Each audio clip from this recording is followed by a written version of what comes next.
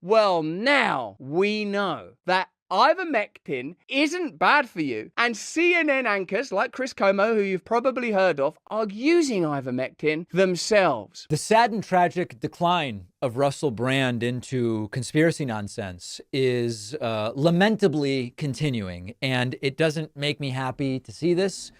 I always say, if there's anyone that can be a voice for reason and getting more people engaged in the political process in productive and positive ways, we should welcome that. Half the country at least doesn't really pay attention to what's going on. Even many of the people that do vote every 4 years don't have a damn clue what the hell is going on. So it would be great if Russell Brand could be a voice for empiricism and positivity. He's now promoting ivermectin.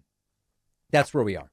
You may recall that ivermectin is an anti-parasitic drug, much touted by some COVID skeptics as the real way to prevent or treat, or both, COVID-19.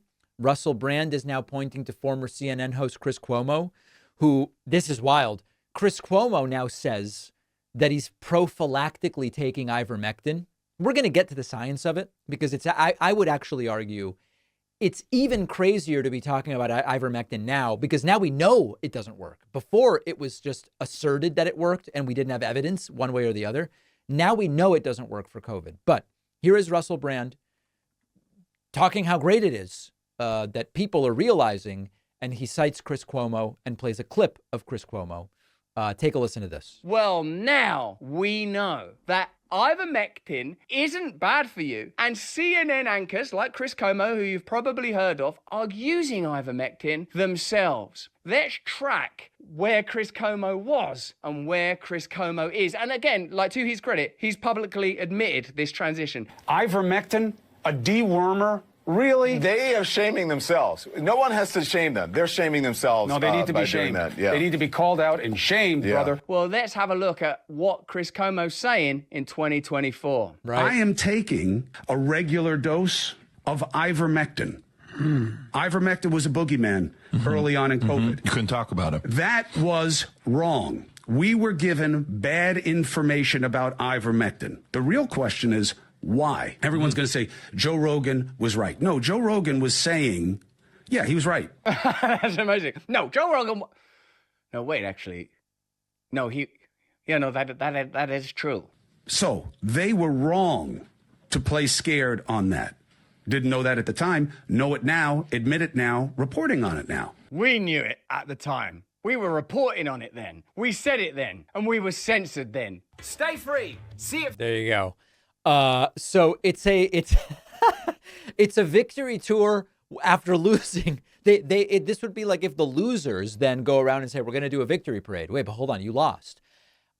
First of all, I guess part of what's going on is Cuomo is taking, if I understand correctly, and it's so hard to ever get straight answers out of these folks, I guess Chris Cuomo is taking ivermectin because he's suffering from long COVID. There's no evidence ivermectin does anything for long COVID.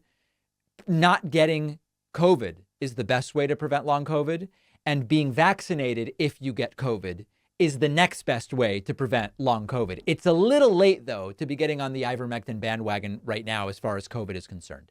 There was a point, when Russell Brand says we were censored. Were you?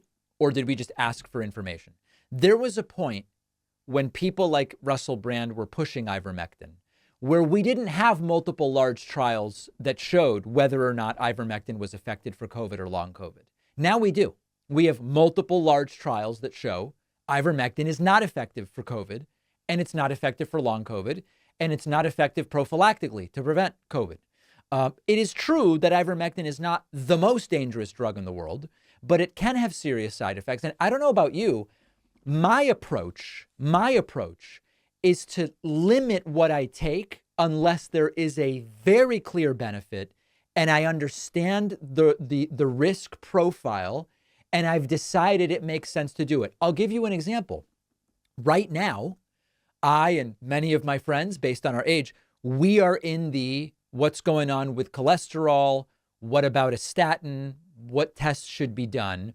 And by the way, this is a minefield. You jump on social media, there's the anti-statin world, there's the carnivore diet people, the saturated fat doesn't matter people. You can find out everything you want. And so I'm being very deliberate and I'm saying, okay, what do we actually have here in terms of data about what someone with my level of cholesterol should or could do, and what are the outcomes, and what are the side effects?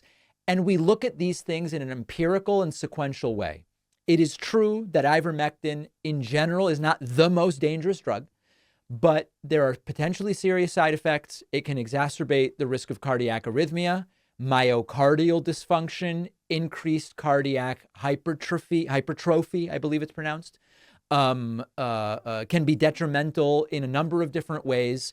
And so when you look at the risks, they exist, and the rewards, nothing, it would be very silly to take ivermectin unless you had an approved reason. If you have roundworm parasites, oh, all right, well, that's what it's for. If you have head lice, I saw something, I don't know about this, but rosacea, maybe ivermectin is sometimes used. I'm not totally sure about that. But look at everything we know now about ivermectin and COVID. So the idea that back then we couldn't talk about it, but now we finally can, and we're vindicated, and now we know ivermectin is a great thing for COVID. No, now we know that it does nothing, and it potentially has side effects that I would want to avoid. So there was a point in time at which we could say, well, it's kind of unethical. It's immoral to push ivermectin because we don't really know whether it works. We have no evidence it does. We don't know for sure. It's more than that now. We now know it doesn't work, and we know of alternative treatments for COVID that are efficacious. So I don't know that I'm ready to say it should be illegal to push ivermectin. Like, what, I don't know, it's speech. What does it mean it should be illegal to push it?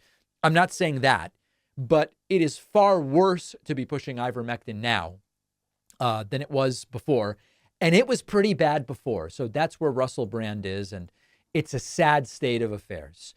It is time to start thinking like voters and to make sure that kids understand the importance of voting, how it works, registering, ballot initiatives, because so many kids just have no idea. That's why I wrote the new children's book, Think Like a Voter. I can think of no better time and no more important group of folks to try to reach. The book is now available at davidpakman.com/book, where, by the way, you can get the first 2 books in the series as well. Think Like a Detective and Think Like a Scientist. Really important stuff. Donate them to local libraries, classrooms, read them with the kids. davidpakman.com/book.